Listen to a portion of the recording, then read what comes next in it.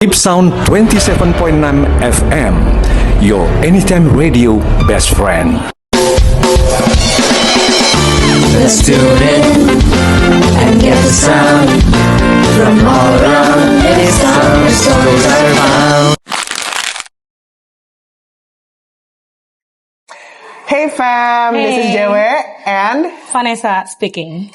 Oke, jadi kira-kira kali ini tuh topik pembicaraan kita tuh apa sih, Nes? Kita bakal ngomongin gimana kita di kelas 12 dan gimana kita pas awal-awal masuk sekolah Iya. ini juga. Nah, kalau misalnya kan kita ngomongin kelas 12 nih. Kesannya baru masuk kelas 12 tuh gimana sih? Kalau misalnya gue personally sih ya, kelas 12 tuh ternyata gak seberat yang gue bayangin dari kelas 11. Karena tugasnya juga ternyata tuh gak sebegitu banyak dan gak sebegitu susah. Cuman lebih berat karena kita harus preparation buat ke university. Terus kayak karena ada TKA juga kan. Iya. Dan kita gak expect. Jadi bebannya lebih berat gitu. Dan selain TKA juga karena ada TKA, kita harus siapin dari sekarang tuh kita udah mulai try out. Jadi bener banget. yang tadinya guru-guru yang sebenarnya nggak ngadain ulangan, tiba-tiba ikut-ikutan ngadain ulangan. Iya. Jadi makin bikin ribet sih Makin bikin sebenarnya. ribet. Selain tugasnya yang banyak, ulangannya banyak, try out juga. Dan itu minggu pertama try out kita udah selesai, nanti kita Oktober ada lagi try out kedua. Iya, tryout kedua. Dan kayak, ya pusing aja lah ya. Tapi semoga tryout kedua kita bisa lebih baik. Iya, tapi Nah, ya. kalau misalnya dibilang lebih baik, kayaknya lebih baik kelas 12 sih daripada kelas 10. Karena gue inget banget, kelas 10 tuh tugas Iya, gila-gilaan. nggak main-main. Iya. Dan Karena lebih ke karena kita belum penjurusan juga pas kelas 10. oh iya, jadi kita ada belajar IPS, IPA, IPS, IPA, IPS, IPA. Jadi bikin- nyampur-nyampur juga ya. Jadi yang gak enjoy belajar IPA sebenarnya terpaksa juga sih belajar. Kayak gue anak IPS tapi gue harus belajar IPA. Dan gue yang kayak, menurut gue itu gak banget. Tapi ngomong-ngomong IPS IPA nih, kan kalau lu sendiri kan sosial murni ya? Iya. Kalau gue sains murni. Lu pilih sosial murni tuh karena apa sih?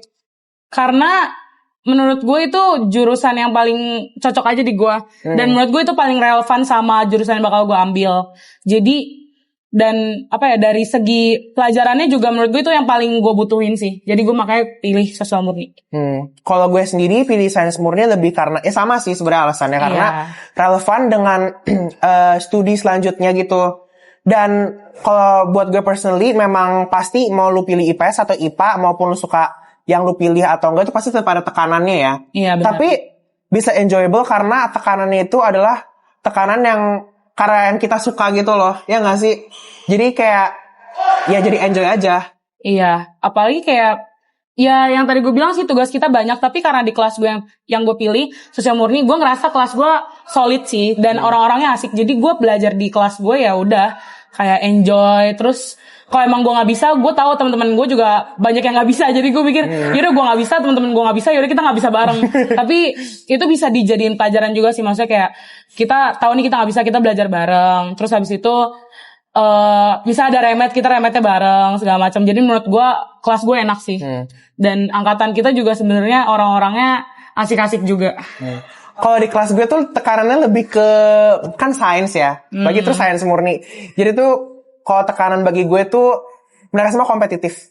Banyak banget yang kompetitif. Tapi dari situ juga menurut gue tekanannya tuh biar buat ngedrive gue untuk belajar semakin lebih banyak lagi.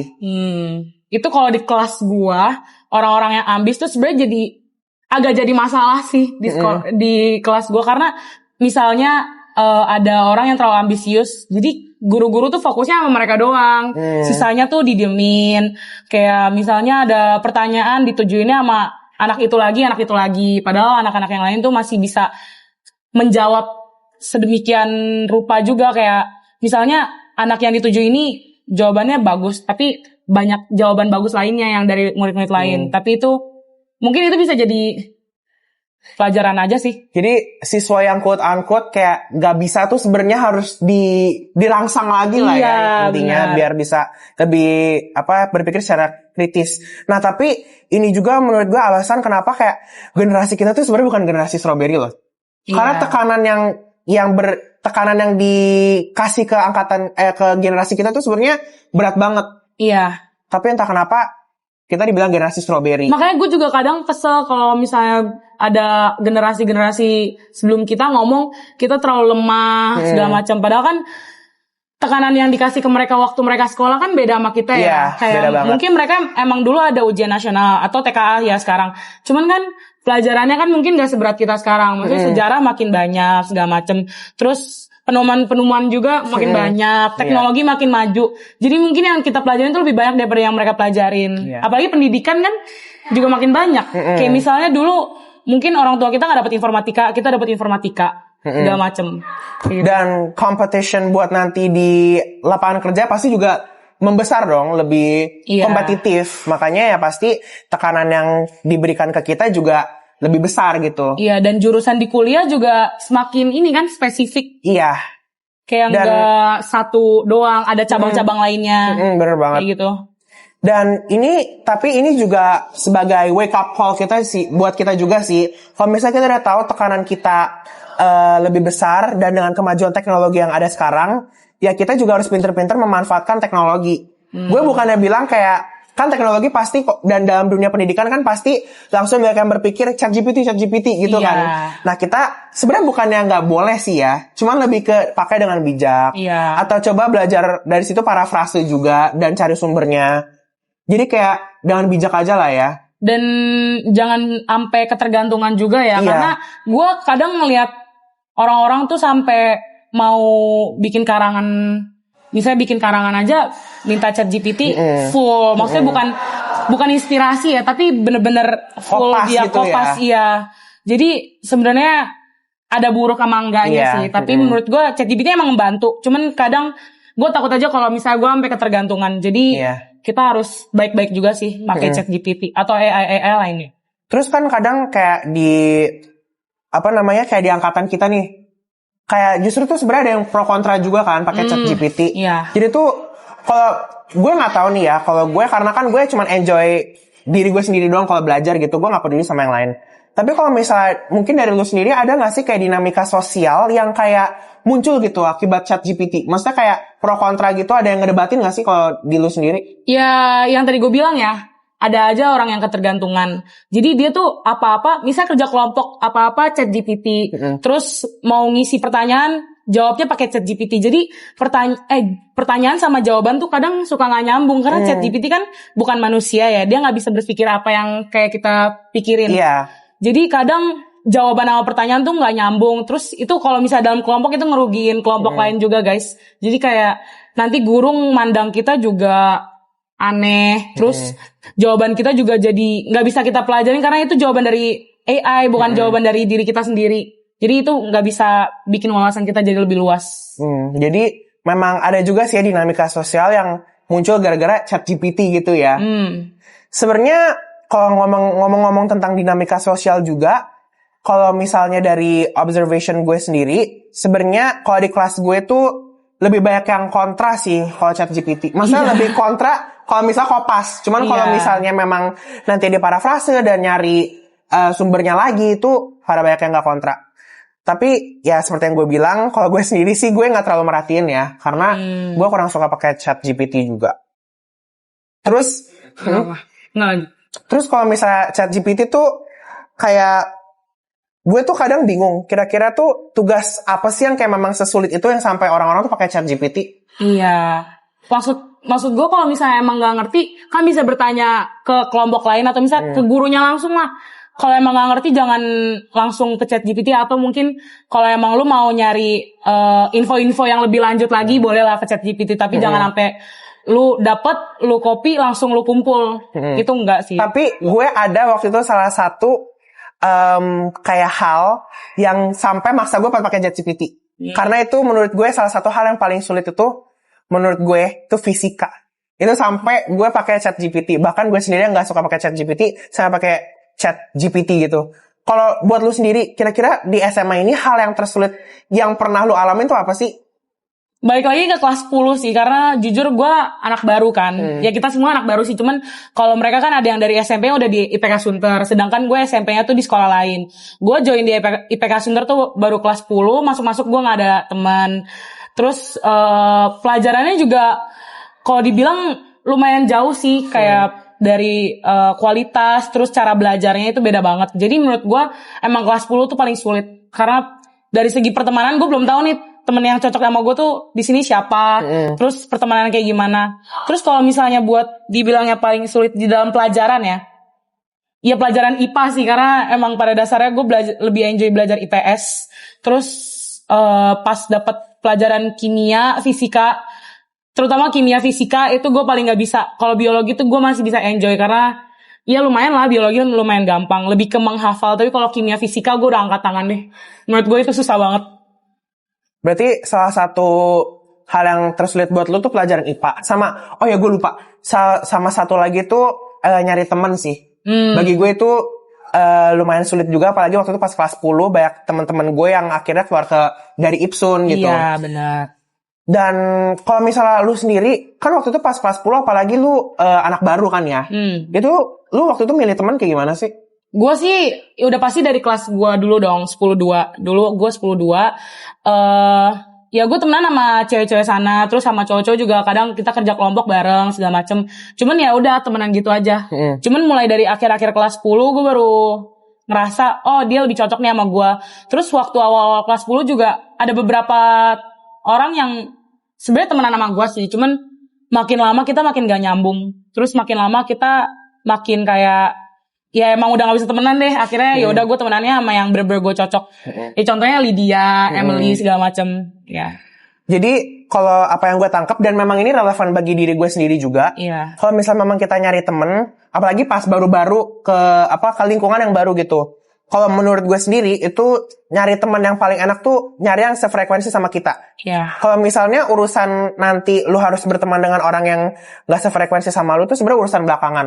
Dan sebenarnya nih ya, kalau misalnya kita quote unquote terpaksa buat temenan sama orang yang gak sefrekuensi sama kita, sebenarnya tuh ada cara-cara lainnya juga. Atau mungkin sebenarnya tuh lu gak ngerasa gak sefrekuensi karena kita belum kenal lebih dalam aja. Iya, benar. Jadi kalau dari gue sih, tips buat nyari teman apalagi di SMA itu cari yang memang sefrekuensi. Atau enggak kalau misalnya memang susah, sokap dikit gak apa-apa. Ya gak sih? Iya. Sokap tuh gak apa-apa, tapi jangan sampai berlebihan juga, karena takutnya gak enak dilihat orang. Sama, yang penting kita harus kenal sama orang yang pengen kita temenin gitu. Itu lebih dalam juga sih. Karena kalau misalnya kita udah ngejudge duluan, nanti malah itu yang ngalangin diri kita sendiri. Sama, ada lagi gak tips dari lu? Kalau menurut gue nyari temen tuh lu lihat dia bisa ngebantu lu apa enggak. Bukan yang kayak lu manfaatin ya, tapi lu ngerasa dia baik gak buat lu. Terus dia bisa bisa ngebawa lu ke jalan yang bener apa enggak. Dan kalian harus pintar-pintar juga karena kayak gue masuk ke lingkungan baru, gue harus tahu mana yang benar, mana yang enggak. Dan gue harus nyari temen yang bener-bener bisa ngebimbing gue ke jalan yang lebih benar, lebih baik lagi. Contohnya yang kayak ngebantu gue, ngingetin tugas-tugas lah. Karena gue orangnya emang suka lupa guys. Dan gue beruntung banget bisa temenan sama temen-temen gue yang sekarang. Karena mereka suka ngingetin gue tugas lah. Terus habis itu bantuin gue ngertiin pelajaran juga yang gue gak ngerti. Makanya kalian harus pintar-pintar banget nyari temen. Apalagi di lingkungan baru, kayak sekolah baru. Istilahnya harus mutualisme lah ya, saling menguntungkan. Jangan sampai satu pihak doang yang untung. Iya, dan kalian juga kalau misalnya di lingkungan baru kayak gini, kalian harus ngasih first impression yang bagus. Karena first impression tuh paling penting. Apalagi kayak JW waktu kelas 10 dia sokap banget sama gue. Tapi gue ngerasa kayak yaudah itu bikin makin asik aja sih.